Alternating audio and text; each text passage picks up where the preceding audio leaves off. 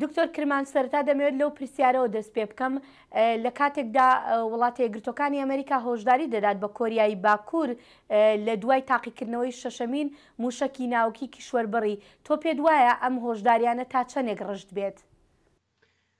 ئەم هۆشداریانە جددینە چونکە ئەو کارەی کۆریای باکوور دەکاتن لە ئەندازە بەدەر بێموبالاتی بەرامبەر بە ئاسایشی جیهانی بە شێوەکی گشتی و ئاسیا بە تایبەتی لەخۆوە دەگریتن.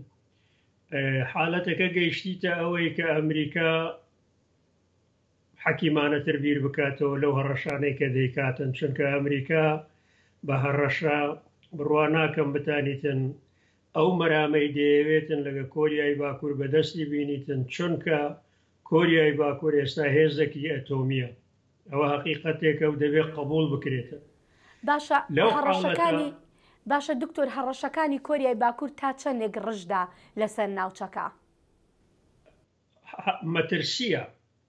مەترسیە لەسەر ناوچە و لەسەر ئاسایشی جیهانێ. دەنام بڕوا ناکەم کۆریای باکوور ئەو کارە بکاتن بەوەی کە دەیەوێتن وەکو هێزێکی جیهانی خۆی نیشان بدا، بەڵکو ئەوەی ئەو دەیکاتن لە بۆ مانەوەی ڕژێمەکەیتی.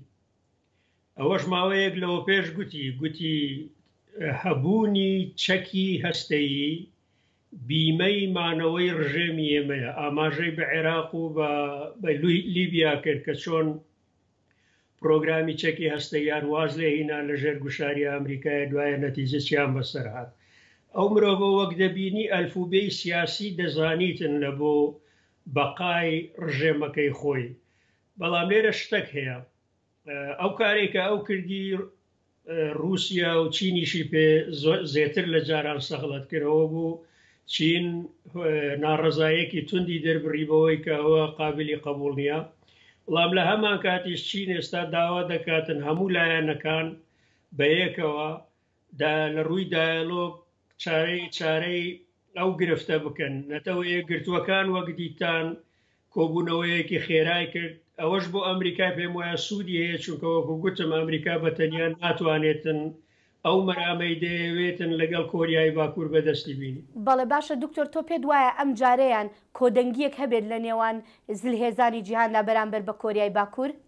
بەڵێ، چونکە وەک دیتمان لە ڕێگای نەتەوە یەکگرتووەکان کۆبوونەوە خێرایە کرا کە لە حالەتێکە وڵاتە زلهێزەکانی دنیای هێزەکانی دیکەی دنیای بە پەرۆشەوە ئەو جارە تەماشای شتەکە دەکەن، چونکە دەبینن شتەکە جار لە دوای جار بەرەو حالەتێکی دژوارتر دەچیتن، بەرەو حالەتێکی مەترسیدارتر دەچیتن. ئەوە بکەنەتەوە یەکگرتووەکان هاتە ناو مۆزوعەکە و ئەو ڕێزەلوشنە ئەو لایە حەیەی دەری ناکە لەوانەیە لە ئەو هەفتەی ئایندە ببیتە بکەویتە جریانی عمل و جامەی عملی بخرێتە بەر، بەو ئومێدەی حەلەکی سیاسی لە بۆ ئەو مۆزوعە ببینرێتەوە. بەڵێ باشە دکتۆر، پێت وایە بتوانن کۆمەلگای نێونەتەوەی بتوانێت بە ڕێگای دیالۆگ ئەم گرفتە لەگەڵ کۆریای باکوور چارەسەر بکات و ئەگەر نەتوانن چی پێویستە بکەن؟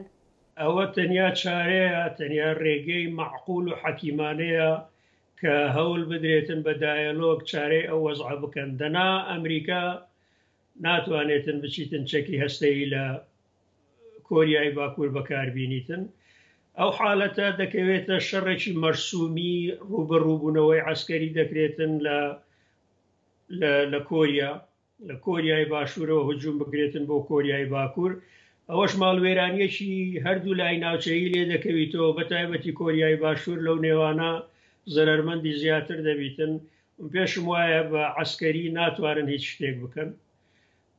تەنیا چارە لە بۆ ئەو مۆزوعە لە ڕێگای نەتەوە یەکگرتووەکان دایالۆگە، با بەڵکو بە دایالۆگ زەمانەت بدەنە ئەو مرۆڤە کە ڕژێمەکەی دەبینێتەوە، ئەویش لە بەرامبەر ئەوە دەست لەو کارە ناهەموارە نامەرسومانە کە دەبنە هەڕەشە لەسەر ئاسایشی ناوچە و جیهانێ دەست لەو کارانەی هەڵبگریت.